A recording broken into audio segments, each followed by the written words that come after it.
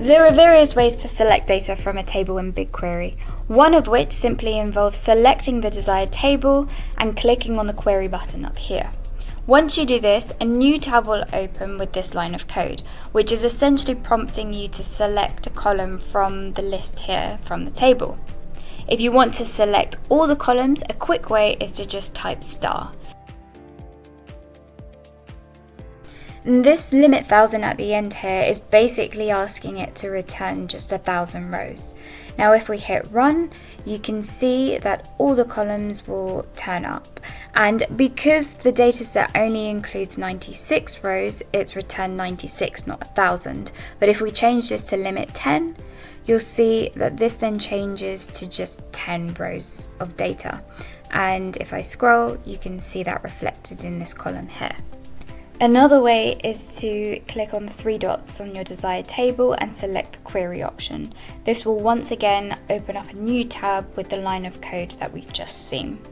And the final way I'll show you is to simply write your own code. And we've now seen that this consists of a simple select star when you want to select all attributes or columns from the table from your table name. Now if you start to type your name, you should see it pop up here. And because I know there's just 96 rows in this dataset, I won't add a limit to the rows and just hit run. And once again we can see our table outputting all the columns. Now if you wanted to do something other than just select, i.e. say we want to know how many species there are by gender type, what we can do here is write some more code. Now assuming the entries in your species column are unique, the way in which to find out how many there are by gender is to use a count. So what we would do here is select count and then open brackets, species, close the brackets, and because we want to find this out by gender, you would then have to split by this column. So after the count species, add a comma, and then we want to just type in the gender column.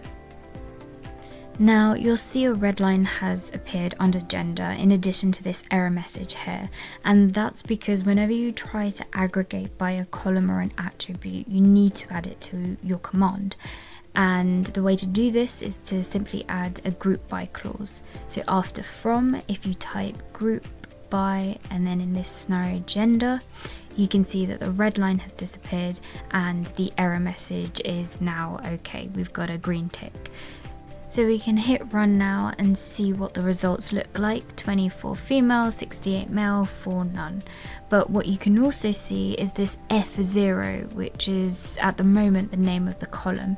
If we want to change this, all you have to do is go to where you've specified your count species and type as and give it a relevant name. So I'm just going to say n_species.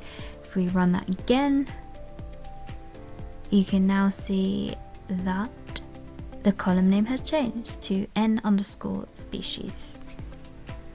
And that's it. Now you know how to select from tables, limit the rows, and even do some simple aggregations like counts. If you want some more SQL beginner basic tips, please subscribe.